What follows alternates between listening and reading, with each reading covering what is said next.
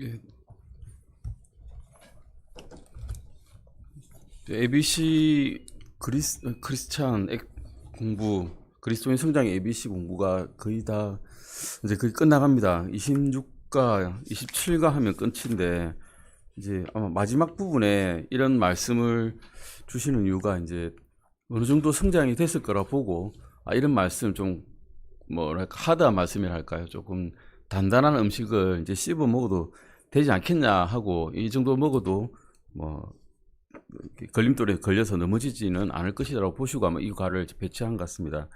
우리 흔히 저번 시간에도 보셨지만 술, 사회적으로 용납되는, 아주 많이 용납되는 그런 그리스도인들도 흡연과 술을 많이 하고 있는 분들도 계신 그런 상황이 뭐 있습니다. 사회 문화가 그러다 보니까요. 그래서 이런 거를 이제 들어도 마음이 굳어지는 게 아니라, 주님께서 뭐라 말씀하신지 내가 이제 확실히 알았다, 이제 결심해야지, 아마 이런 쪽으로 갈 수 있다고 생각하시고 이과를 이렇게 배치했을 것 같습니다.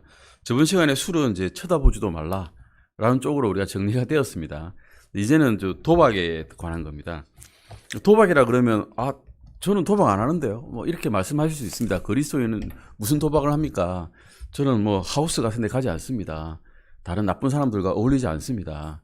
뭐 제가 무슨 일확천금을 노리겠다고 하겠습니까? 라고 말씀하시겠지만 실은 많은 과정에 도박이 들어 있습니다. 뭐 우리 스포츠 볼 때도 친구들과 내기하는 경우도 있고, 그 다음에 뭐 흔히 복권 심심풀이로 사가지고 이제 한 주 한 주를 즐겁게 살아가는 그런 그리스도인도 많이 있습니다. 이런 것들에 관해서 성경에서는 무엇이라고 말씀하고 계신지를 한번 찾아보고자 합니다. 한번 읽어보겠습니다. 171페이지입니다. 침례 성도들이 도박을 하지 않는 이유, 이렇게 적어 나와 있죠. 도박을 이렇게 말씀해 놓은 거 보면 하지 말라는 이야기죠. 사실은 하지 말라는 결론이 나올 거라고 예상이 됩니다. 읽어보겠습니다. 복권을 권장하면서 흔히 내거는 슬로건은 매주 수십억 원에 당첨된다라는 것입니다. 그러나 그 뒷면에 있는 이야기, 곧 수백만 명의 무수한 사람들이 꽝이 된다라는 것입니다. 이건 언급하지 않습니다. 파산한 인생, 깨어진 가정, 배고픈 아이들, 조직화된 범죄와 매춘, 강도의 동반 상승에 대해서도 아무 말 하지 않는 겁니다. 이것이 다 로터리라고 하는 복권에 연관되어 있는 것입니다. 사실은 우리나라, 이게 미국이라고 되어 있죠. 이건 우리나라라고 하는 건 미국 분이 쓰신 거니까. 근데 우리나라와 똑같습니다. 매주 로또에 열광하고 있고, 스포츠 토토에 열광하고 있고, 경마장에 가면 사람들이 득실득실합니다. 뭐 보통 이제 가시는 분들이 보니까 택시 운전기사들이, 택시가 이게 많이 서 있더라고요. 그 앞에 가면, 경마장 앞에. 그러고 끝나고 나면 물비듯이 다 빠져나갑니다. 힘들어 본 돈을 거기다 다 날리고 다시 돌아가는 거죠. 복권 추첨이나 빙고나 로또 복권, 자동차 경주, 경마, 카지노 이렇게까지 수많은 도박계의 기회들이 우리들에게 선을 보이고 있습니다. 계속 유혹을 합니다. 이거 해도 괜찮아, 노력 작게 들였잖아, 큰 돈 벌 수 있잖아, 계속 유혹을 합니다. 그렇다면 이런 도박의 문제에 대해서 성경에서는 무엇이라고 말씀하고 계신지를 한번 찾아보겠습니다. 빌립보서 4장 19절 잠깐 보시겠습니다. 첫 번째 보시면 도박은 하나님을 모욕하는 처사라고 성경이 말씀하고 계십니다. 같이 읽으시겠습니다. 빌립보서 먼저 찾아볼까요? 빌립보서 4장 19절 말씀입니다. 네, 빌립보서 4장 19절입니다. 같이 읽으시겠습니다. 오직 내 하나님께서 그리스도 예수님을 통해 영광 가운데서 자신의 부요하심에 따라 너희의 모든 필요를 공급하시리라. 분명히 말씀해 주시고 계시죠. 우리가 필요한 게 있으면 말해라는 거죠. 그러면 들어주겠다라고 말씀하고 계십니다. 그런데 우리는 보통 필요한 것 중에서 제일 쓸모없는 것들을 구하는 경우가 제일 많습니다. 하나님 보시기에 이건 안 되는데, 이를테면 자녀들에게 자동차 키를 준다든가 이런 거죠. 네 능력이 안 맞는 것을 주는, 그걸 계속 바라고 있죠. 이런 것들을 요구를 할 때는 들어주지 않으시겠지만 그 외에 주님의 뜻에 합당한 것들은 당연히 들어주십니다. 하나님의 사람이라면. 그래서 이 말씀을 만약에 우리가 알고 있으면서도 이번 주에 로또가 좀 당첨되게 하나님 부탁드립니다, 이번 한 번만 어찌 안 될까요? 이러면 안 되는 겁니다. 그걸로 의지를 딴 데 하는 거죠. 우리가 만몬신에게 의지를 해버리는 겁니다. 하나님께 의지하는 게 아니라 두 가지를 겸해서 섬길 수 없다라고 분명히 말씀하고 계시거든요. 하나님을 의지하면서 로또 사서 로또에 또 의지한다면 이건 말이 안 되는 겁니다. 두 번째 고린도후서 9장 8절 잠깐 보시겠습니다. 고린도후서 9장 8절입니다.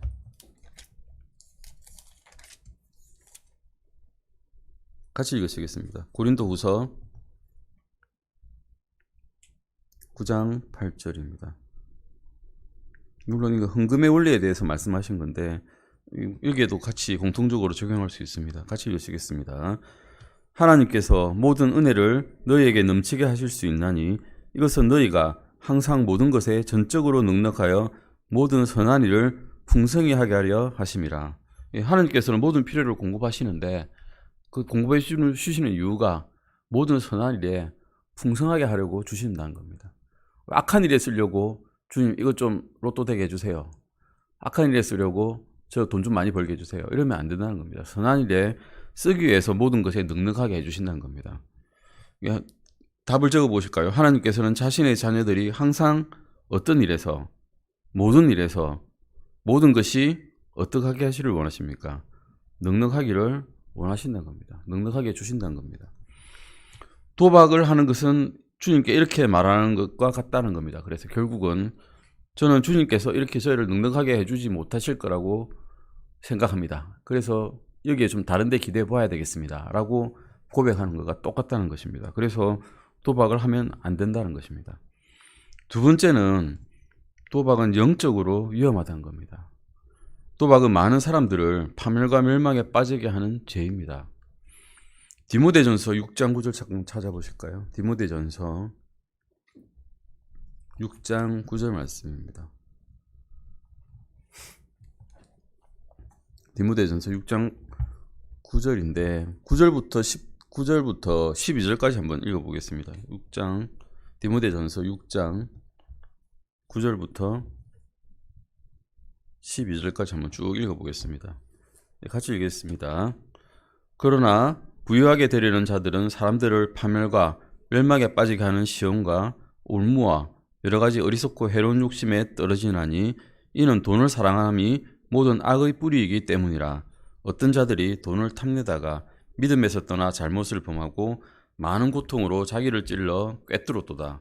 그러나 오 하나님의 사람아, 너는 이것들을 피하고 의와 하나님의 성품과 믿음과 사랑과 인내와 온유를 추구하라. 믿음의 선한 싸움을 싸우며 영원한 생명을 붙들라. 이것을 위해 너 역시 부르심을 받았고 많은 증인들 앞에서 선한 고백을 고백하였도다. 예, 이 말씀해 보시면 결국 도박이란 것은 무엇입니까? 돈을 사랑하는 겁니다. 나의 적은 돈을 가지고 큰 돈을 벌어보겠다고 하는 욕심이죠. 나의 적은 노력을 가지고 큰 돈을 벌어보겠다고 하는 욕심입니다. 어째서? 돈을 사랑해서. 하나님을 사랑해서 도박을 하지는 않다는 겁니다. 돈을 사랑해서 도박을 하게 되는 것입니다. 이 말씀에 따라 보면 6장 9절 말씀에 따라 보면 부유하게 되고자 하는 자들에게는 사람들을 파멸과 멸망에 이르게 하는 무엇과 무엇이 있습니까? 시험과 올무에 빠지게 되는 것입니다. 시험과 올무. 그리고 또 여러 가지 어리석고 해로운 욕심에도 또한 떨어지게 됩니다. 그러니까 도박을 하는 사람들은 많은 시험이 닥치게 되죠. 도박하는 순간순간이 시험 아니겠습니까? 이걸 택할까 저걸 택할까. 그러다가 빚을 좀 져서 돈을 좀 더 걸면 내가 더 잘 벌 것 같은 데서 또 다른 사람에게 돈을 빌리고 그게 또 올무에 걸리게 되고 그러다 보니까 이런 욕심에 어리석고 해로운 욕심에 빠져가지고 온 집안이 파산되는 일이 생기게 되는 것입니다. 세 번째 보시겠습니다. 세 번째, 도박은 본래 그 태생 자체가 이기적인 원리를 가지고 있습니다. 나만을 위하는 거죠. 나만을 위하는 거. 남을 위한 도박은 없습니다. 내가 따서 크게 벌어서 남 나눠줘야지 이런 사람 없습니다. 내가 벌어서 내가 잘 먹고 잘 써야지 이런 욕심을 하는 겁니다. 또한 도박은 다른 사람의 희생을 대꾸로 해서 번영을 도모하는 겁니다. 도박에서 다 버는 수는 없습니다. 모든 사람이 행복해지는 경우는 절대 없습니다. 출애굽기 20장 17절 잠깐 보시겠습니다. 출애굽기 20장 이제 십계명 나오죠. 출애굽기 20장 17절입니다. 살인하지 말라, 간음하지 말라, 도둑질하지 말라까지는 잘 기억하는데 여기는 잘 안 넘어갑니다. 우리가 기억이 잘 안 납니다. 출애굽기 20장 17절 같이 읽어보시겠습니다. 너는 내 이웃의 집을 탐내지 말며 내 이웃의 아내나 그의 남종이나 그의 여종이나 그의 소나 그의 낙이나 내 이웃의 소유 중 어떤 것도 탐내지 말라 라고 분명히 10계명 중에 하나로 말씀하고 계십니다. 주님께서는 명령을 지키는 자를 사랑하신다고 하고 있습니다. 요한복음 14장 21절 볼까요? 요한복음 14장 21절입니다. 여기에는 나와 있지 않는데요. 요한복음 교재는 없습니다. 요한복음 14장 요한복음 14장 21절입니다. 요한복음 14장 21절 말씀입니다. 찾으셨으면 요한복음 14장 21절 찾으셨으면 21절 같이 한번 읽어보시겠습니다. 내 명령들을 가지고 그것들을 지키는 자가 나를 사랑하는 자니 나를 사랑하는 자는 내 아버지께 사랑을 받을 것이요 나도 그를 사랑하여 그에게 나를 나타내리라 하시니라. 명령을 주셨는데 이 명령을 지키는 자는 예수님을 사랑하는 자입니다. 예수님을 사랑하는 자에게는 하나님께서 사랑하시고 또한 예수님께서 자신을 그에게 나타내셔가지고 점진적으로 예수님을 더욱더 알게 하실 겁니다. 그러면 우리는 점점 더 명령을 더 잘 지키게 되겠죠. 그리고 점점 더 예수님과 닮은 모습이 되어갈 것입니다. 그런데 이제 주님 이건 좀 제가 지키기 힘든데요 하고 딱 거절하고 돌아서 버리면 그때부터는 힘든 삶이 시작됩니다. 징계의 삶이 시작되죠. 그렇게 되지 않기를 바랍니다. 이르려고 도박하는 사람은 아무도 없기 때문에 어떤 형태의 도박이든 그 주된 동기는 자신의 것이 아닌 것에서 이득을 얻는 것이고 그것이 탐욕이라고 말씀하고 계십니다. 이 말씀을 지켜야 또한 우리는 주님을 사랑하는 자라고 인정받을 수 있을 것입니다. 디모데전서 6장 10절 아까 읽어보셨듯이 돈을 사랑하는 것이 악의 뿌리라고 그랬죠. 돈 자체는 나쁜 것이 아닙니다. 돈 가지고 모든 것이 돌아가지 않습니까? 이 세상에서는. 주님을 섬기는 것도 돈이 없으면 우리는 지금 섬기기가 힘듭니다. 하지만 돈을 사랑하기 시작하면 골치가 아파집니다. 여기에 얽매여 살게 되거든요. 돈만 쫓아다니게 되면 결국 본질이 무엇인지를 모르게 됩니다. 내가 주님을 사랑하기 위해서 돈을 구했는데 이제는 주님을 사랑하는 것은 뒷전이고 돈만 사랑하게 되는 일이 생기게 됩니다. 그래서 이 말씀에서 이 구절은 돈 자체가 아니라 돈을 사랑하는 것이 문제라고 말씀하고 있습니다. 돈이 문제가 아닙니다. 돈을 사랑하는 것이 문제가 되어버렸습니다. 창세기 3장 19절 잠깐 보시겠습니다. 창세기 3장 19절입니다. 창세기 3장 19절입니다. 에덴 동산에서 저주를 받고 이제 쫓겨나가가지고 주님께서 아담에게 이렇게 말씀하셨죠. 창세기 3장 19절입니다. 찾으셨으면 같이 읽어보시겠습니다. 내가 땅으로 돌아갈 때까지 내 얼굴에 땀을 흘려야 빵을 먹으리니 이는 내가 땅에서 취하여졌기 때문이라. 너는 흙이니 흙으로 돌아갈 것이니라 하시니라. 여기서 보셨듯이 내가 평생 동안 도박을 해서 큰 돈을 벌면 먹고 살리라고 하지 않으셨고 땀을 흘려야 먹고 산다 그러셨습니다. 도박을 해서 큰 돈을 번 사람은 결국은 맨 마지막은 끝이 좋지 않습니다. 땀을 흘리지 않았거든요. 자기의 힘으로 번 것이 아니기 때문에 결국 주님께서는 결국 다 흙으로 돌아갈 것이지만 그 과정이 결코 좋은 아름다운 삶이 되지가 않습니다. 그리스도의 삶을 나타내는 삶도 아니죠. 도박으로 번으로서 그걸 막 나눠주고 그러면서 선한 일을 했다 하는 것은 결코 선한 것이 될 수가 없습니다. 하나님께서 그 얼굴에 땀을 흘리며 사는 것이 내가 사는 것이라 하는 말씀은 생계를 위해서 일해야 된다는 뜻이고 하나님의 원리는 부유해지기 전에는 일해야 되고 거두기 전에는 심어야 된다는 겁니다. 노력해서 땀 흘려서 부유해지고 그 삶에 그것을 또 다른 가난한 사람들과 나눈다면 그 삶에 하나님께서는 축복을 주신다는 것은 확실히 알고 있는 원리입니다. 거둔 대로 심은 대로 거두고 뿌린 대로 거둔다. 이것은 하나님의 원리입니다. 자연 원리죠. 도박하는 자들은 다른 사람들이 심은 것을 거두려고 합니다. 이것은 도박이라는 것이 하나님의 자연 법칙에 어긋난다는 것을 우리가 보여주고 있는 것입니다. 다음 페이지 172페이지 보시겠습니다. 172페이지입니다. 도박은 청지기직을 형편없이 수행하는 것입니다. 청지기직은 주인이 시킨 대로 사는 삶이죠. 알고 보면 청지기의 소유는 무엇입니까? 없습니다. 청지기는 가진 것이 없는 자입니다. 그 집안의 종입니다. 단지 그 집안에 있는 재산을 관리해 주는 것뿐입니다. 우리의 삶이 청지기이기 때문에 제대로 성실하게 이 청지기직을 수행해야 되는데 도박을 빠져가지고 그 삶에서 헤어나지 못한다면 제대로 된 청지기 역할을 하지 못한다는 것입니다. 1번 보시면 도박에 빠져서 성공한 사람은 이제껏 아무도 없다는 것입니다. 이건 역사가 증명하고 있는 사실이라서 뭐 따로 설명드릴 필요가 없을 것 같고요. 고린도전서 4장 2절 잠깐 보실까요? 고린도전서 4장 2절입니다. 고린도전서 4장 2절 말씀입니다. 네, 고린도전서 4장 2절 같이 읽어보시겠습니다. 더욱이 청지기들에게 요구되는 것은 신실한 사람으로 드러나는 것이니라. 여러분 중에 신실한 사람을 알고 계십니까? 여러분들, 저는 신실한 사람을 많이 알고 있습니다. 그분들이 도박하는 걸 본 적이 없습니다. 근데 신실하지 않은 자도 저는 많이 알고 있습니다. 그분들 중에 도박하지 않는 사람이 아무도 없습니다. 네, 믿을 만한 사람은 도박을 잘 하지 않습니다. 거의 안 한다고 보시면 됩니다. 네, 삶에서도 도박하는 경우를 별로 본 적이 없습니다. 한탕 노는 사람은 신실한 자가 되기 힘듭니다. 5번째, 도박은 종종 명백한 미신이 되기도 합니다. 미신. 어떤 행운에 기대는 거죠. 도박은 종종 행운의 수라든가 또는 행운의 시스템, 당신에게 행운을 비는 것. 이게 애들은 이럽니다. 미국 사람들은 이렇게 하는 게 행운을 빈다는 겁니다. 어떤 민족에게는 유혹이 되는데 어떤 이 미국 사람들한테 이렇게 하는 게 당신 행운을 빌어요라는 뜻이 된답니다. 이런 근데 미신이죠. 이것도 이렇게 하면 좋아진다. 이게 뭐 어디에서 나온 겁니까? 화학적 근거가 전혀 없는데 이렇게 하면 행운을 빈다는 뜻이 된답니다. 하나님께서는 이사야서 47장 12절 13절에 통해서 이런 행위에 관해서 말씀하셨습니다. 이사야서 찾아보실까요? 이사야서 47장 이사야서 47장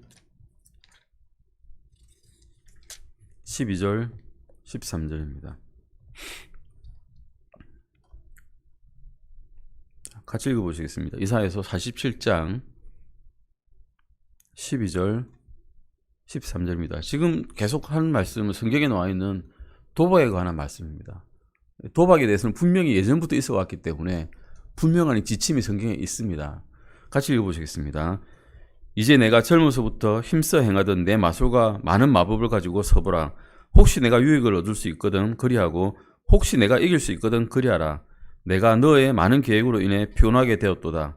이제 별을 살피는 자들과 별을 바라보는 자들과 달마다 예고하는 자들이 일어나 내게 닥칠 이 일들로부터 너를 구원하게 하라. 해볼 수 있으면 해봐라 그런 겁니다. 예수님 하나님께서. 근데 이렇게 해볼 수 있는 사람이 있을까요? 자신의 능력으로 예고를 해가지고 마술과 점술에 의지해가지고 타로점에 의지해가지고 자신의 운명을 개척해 나가거나 이겨나갈 수 있는 사람이 있을까요? 아무도 없습니다. 내일을 주관하시는 분은 주님밖에 안 계십니다. 우리는 내일을 진짜 모릅니다. 점술도 모르고 그들도 모릅니다. 그들이 알았다면 그들이 그렇게 살지 않았겠죠. 그래서 로마서 8장 28절도 잠깐 보시겠습니다. 로마서 8장 28절입니다.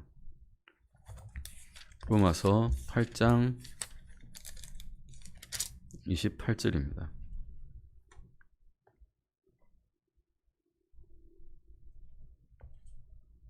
도박에 기대지 말란 말입니다. 같이 읽어보시겠습니다. 우리가 아는 바와 같이 하나님을 사랑하는 자들, 곧 그분의 목적에 따라 부르심을 받은 자들에게는 모든 것이 합력하여 선을 이루느니라. 이 모든 것이란 것은 선한 것을 말합니다. 물론 악한 것도 중간에 끼어들 때가 있겠죠. 근데 그것마저도 선하게 바꿔주시는 우리 선하신 하나님이란 것입니다. 아멘. 베드로전서 5장 7절도 보시겠습니다. 베드로전서 5장 7절입니다. 베드로전서 5장 7절 말씀입니다. 베드로전서 5장 7절입니다. 이렇게 찾아보는 시간이 우리가 성경 구절에 어디에 대해 무엇이 있나를 쭉 둘러보는 과정이기 때문에 좀 시간을 들여서 찾아보겠습니다. 베드로전서 5장 7절입니다. 너희의 모든 염려를 그분께 맡기라. 그분께서 너희를 돌보시느니라. 아멘. 예, 로또가 우리를 염려에서 벗어나게 하지 못합니다. 로또가 우리를 돌보지 못하거든요. 쓸모없는 종이짝은 우리에게 아무 도움이 되지 않습니다. 우리의 모든 염려를 주님께 맡기시면 주님께서 모든 것을 다 돌봐주시고 우리의 염려를 평안으로 바꿔주십니다. 그리스도인의 의 중에서 사라져야 될 한 단어가 행운이라고 합니다. 럭키하다. 듣기에는 참 좋은데 럭키하다 말은 주님의 임재하심이나 주재하심을 완전히 부정하는 말입니다. 우연이야 라는 말하고 똑같거든요. 근데 제가 경험해본 바는 우연은 없습니다. 절대 없습니다. 우연은. 주님께서 돌봐주시지 않으시면 절대로 모든 일은 일어나지 않습니다. 행운은 자신에게 속한 것들을 역사하시는 우리 하늘 아버지의 사랑과 섭리의 돌보심과는 아무런 연관이 없다는 것을 분명히 성경에서는 말씀하고 계시고 우리도 알고 있는 바입니다. F번입니다. 도박은 우리가 하나님의 뜻에 무감각해지게 만듭니다. 요한복음 찾아보실까요? 요한복음 19장 23절 24절입니다. 신약 성경에서 도박에 관해서 나온 첫 번째 구절입니다. 19장 23절 24절입니다.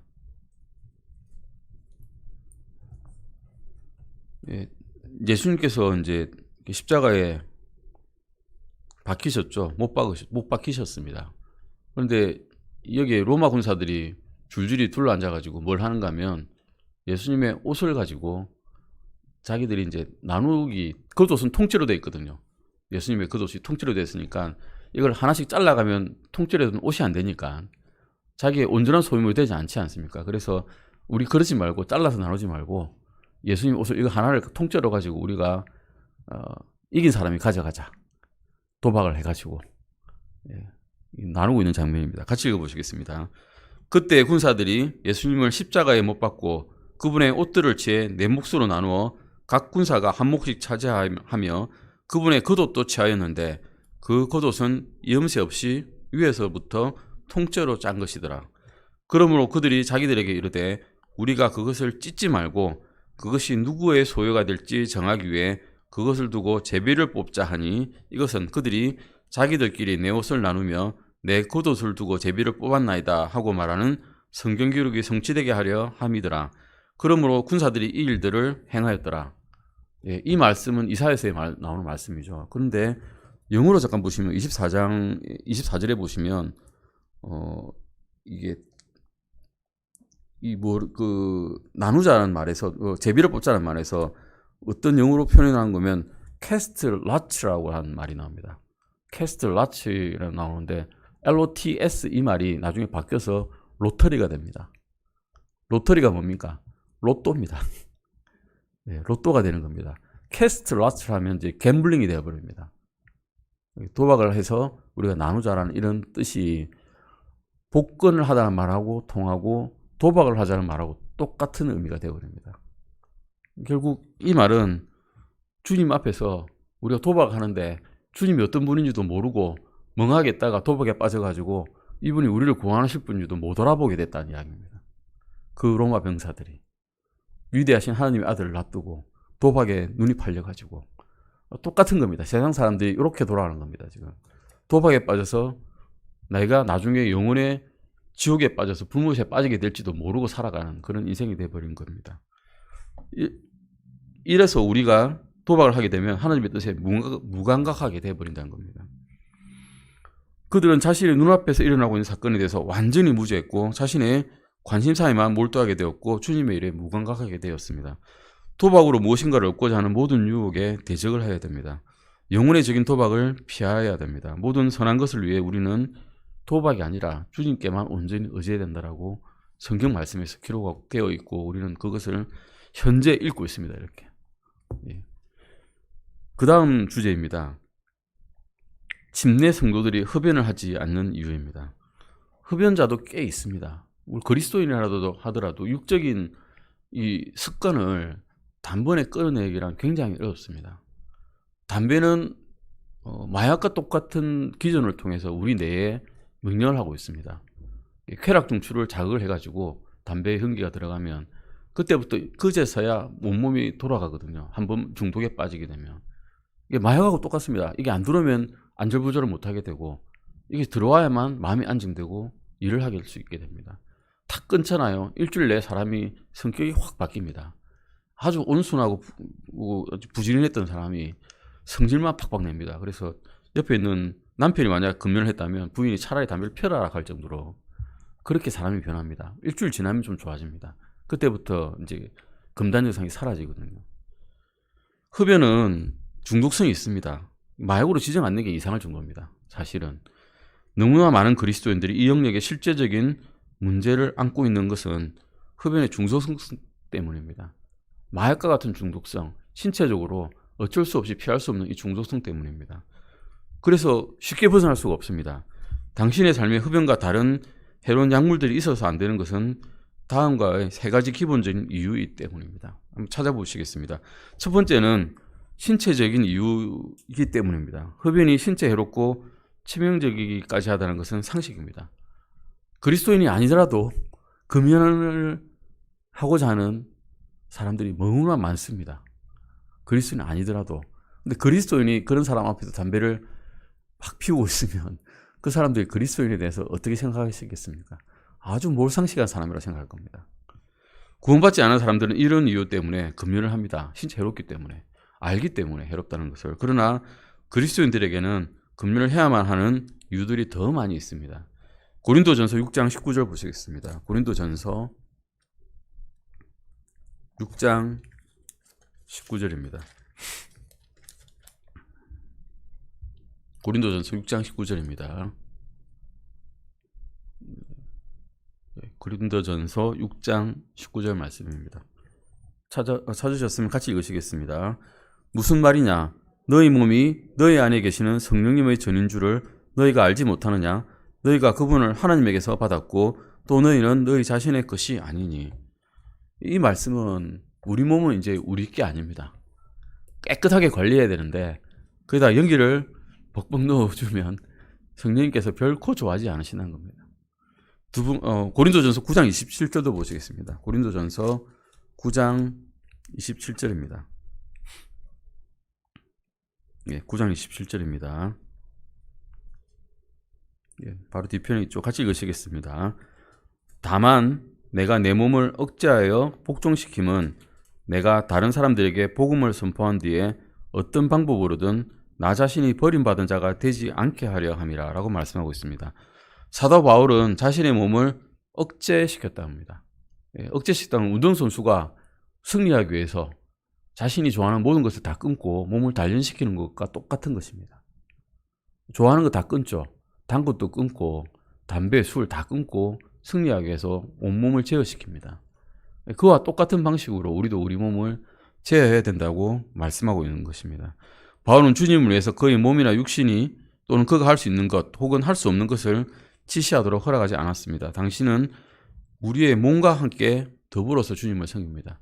우리 정신만 섬기는 게 아니라 우리의 몸도 같이 섬기고 있는 것입니다. 몸을 해롭게 하는 것은 효과적인 섬김을 방해합니다. 병든 자가 그리스도를 제대로 섬길 수 없다는 것은 우리가 다 알고 있습니다.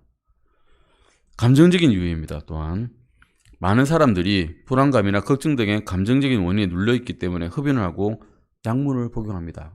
우리 다리가 다치면 목발 짚고 다니죠. 근데 그 목발을 기대면 일단 설 수는 있습니다. 근데 그 목발이 만약 고장난 거나 반쯤 잘리는 거라면 제대로 설 수 있을까요? 걷다가 금방 팍 쓰러집니다. 그런 약물이나 흡연이나 술이나 이런 중독되는 것들이 그런 목발과 똑같은 것입니다. 고장난 목발이죠. 쓸모없는 목발이 되어버립니다. 잠깐은 설 수 있는데 그것에 의지했다가는 결국 더 크게 다치고 맙니다. 두 번째, 신자는 아무것도 염려하지 말고 라고 빌립보서 4장 6절 말씀에서 말씀하고 있습니다. 오직 모든 일에 주님을 신뢰를 해야 되는 겁니다. 흡연에 신뢰하거나 술에 신뢰해서는 안 되고 주님을 신뢰하라고 말씀하고 있습니다. 빌립보서 4장 잠깐 다시 읽어볼까요? 빌립보서 4장 6, 7, 8, 9번을 읽어보겠습니다. 빌립보서 4장 6절, 7절, 8절, 9절 읽어보시겠습니다. 빌립보서 4장입니다.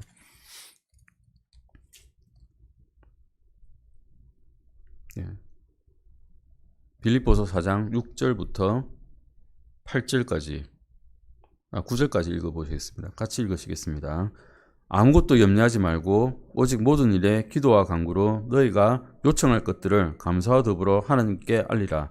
그러면 모든 이해를 뛰어넘는 하나님의 화평이 그리스도 예수님을 통해 너희 마음과 생각을 지키시리라. 끝으로 형제들아, 무엇이든지 진실한 것과 무엇이든지 정직한 것과 무엇이든지 의로운 것과 무엇이든지 순수한 것과 무엇이든지 사랑스러운 것과 무엇이든지 좋은 평판이 있는 것과 덕이 되는 것과 칭찬이 되는 것이 있거든 이런 것들을 곰곰이 생각하라. 너희가 내 안에서 배우고 받고 듣고 본 그것들을 행하라. 그러면 화평의 하나님께서 너희와 함께 하시리라. 예, 아멘. 앞에 보시면 예수님의 말씀과 똑같죠. 아멘. 내 명령을 지키면 하나님께서 너희를 사랑할 거고 나도 너희에게 나타나겠다라고 말씀하신 말씀과 똑같습니다. 예, 바울은 예수님께 직접 가르침을 받은 자입니다. 사막에서 받았겠죠 아마. 예, 빌립보서 4장 7절 말씀을 경험한 사람들은 중독적인 약물에 대한 필요를 더 이상 느낄 수가 없습니다. 그리고 영적인 이유입니다. 세상 사람들은 그리스도인들이 청결한 습관을 가지고 있어야 한다고 믿습니다. 안타깝게도 그렇습니다. 예, 사람들은, 믿지 않는 사람들은 예수님을 보는 게 아니라 우리를 보기 때문에, 우리를 보고 예수님을 알아가기 때문에 우리가 더러운 행실을 한다면 예수님을 믿을 만하지 않겠는데 라고 생각합니다. 그래서 우리는 좀 깨끗해야 됩니다. 옷도 깨끗하게 입고 다니고 생활 습관도 깨끗해야 됩니다. 옳고 그름을 떠나가지고 흡연을 하는 그리스도인들은 세상에서 좋지 못한 감정을 보입니다. 생각해 보십시오. 열심히 교회에서 기도하고 주님께 간증을 하고 모든 다른 사람들에게 좋은 모습을 보였는데 나오자마자 담배를 확 피면서 오늘 평탄한 하루를 보냈어라고 하는 그리스도인이 있다면 좋게 보이시겠습니까? 결코 좋게 보이지 않습니다. 물론 흡연하는 자체가 악은 아닙니다. 아주 작은 죄 중에 하나일 수도 있고, 스펄전은 아주 애언가였습니다. 찰스 스펄전은 애언가였는데 기도의 전사라고 하는 그분이 애언가였지만 그러면 그게 정죄할 일인가? 나서서 정죄를 못하겠습니다만 좋은 감정은 아니라고 봅니다. 흡연자가 숨을 쉴 때 나오는 냄새, 우리 전도하러 갔는데 입에서 냄새가 담배 냄새가 확 나가 있는데 믿지 않는 사람이 이 전도지를 받고 좋은 감정이 되겠습니까? 그렇게 결코 좋은 감정이 되지 못해버립니다. 그래서 걸림돌이 되는 것입니다. 여기가 이제 담배에 대한 그리스도인이 하지 않아야 될 많은 이유들을 성경적으로 보셨습니다. 다음에는 춤입니다.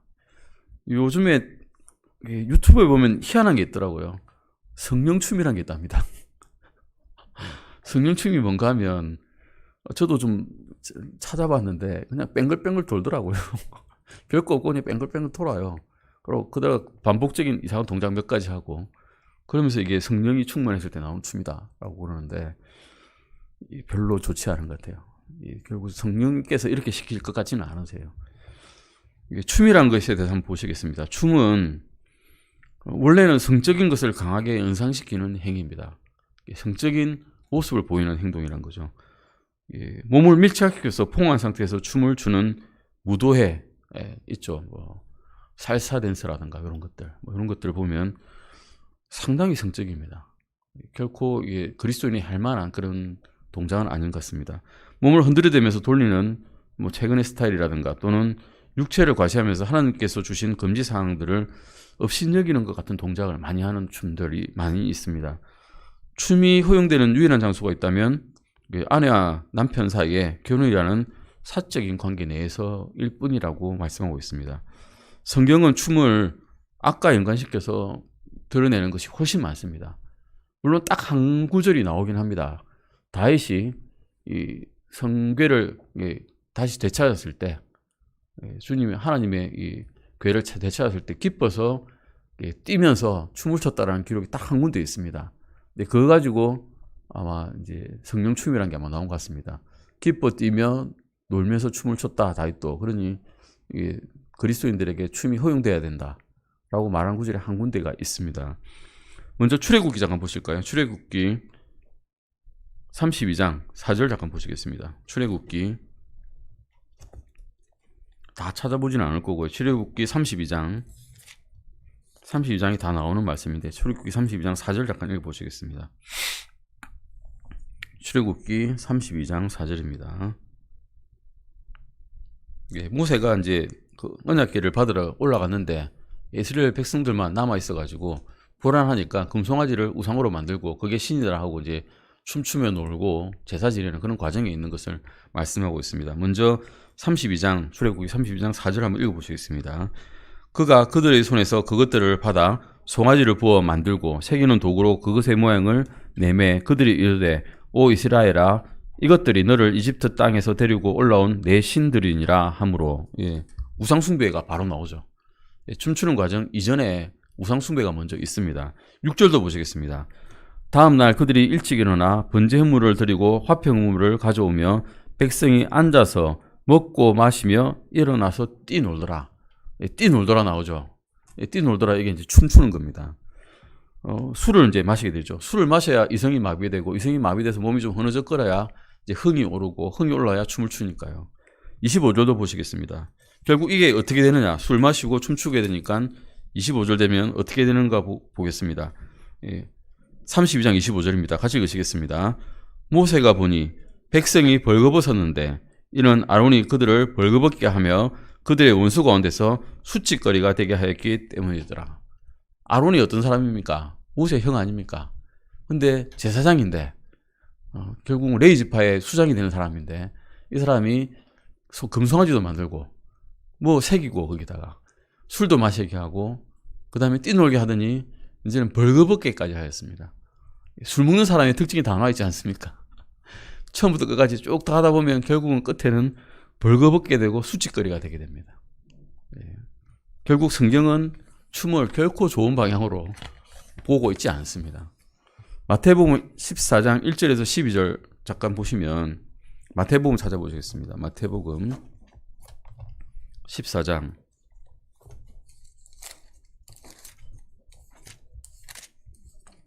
마태복음 14장 1절에서 12절까지인데요. 그거 다 읽으실 필요는 없을 것 같고 6절만 잠깐 읽어보실까요? 6절. 예, 6절입니다. 같이 읽으시겠습니다. 마태복음 14장 6절입니다.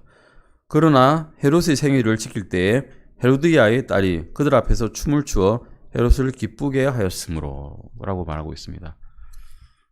헤롯은 가늠한 자입니다. 자기 형의 아내를 취해가지고 자기 아내로 삼았죠. 그리고 그 딸, 헤로디아의 딸을 이제 앞에서 춤추니까 네 소원을 다 들어주겠다 이러면서 소원을 말해보라 하니까 그 소원이 뭔가 하면 요한의 목을 달라 하였습니다. 예, 대언자의 목을 달라라는 게 소원이 돼버렸죠. 나중에 어쩔 수 없이 약속을 했으니까 들어줘가지고 쟁반에 빠져서 이게 죽게 되죠. 이런 악한 일을 만들게 된 게 결국 헤로디아의 딸의 춤이었던 겁니다. 성적인 춤이었을 것입니다.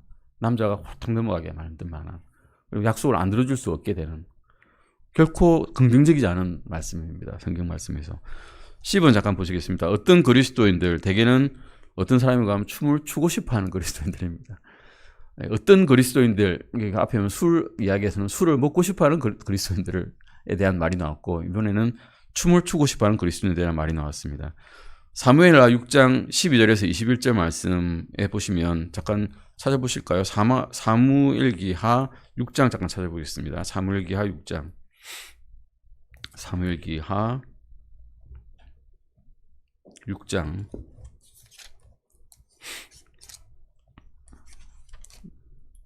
예, 사무엘기하 6장.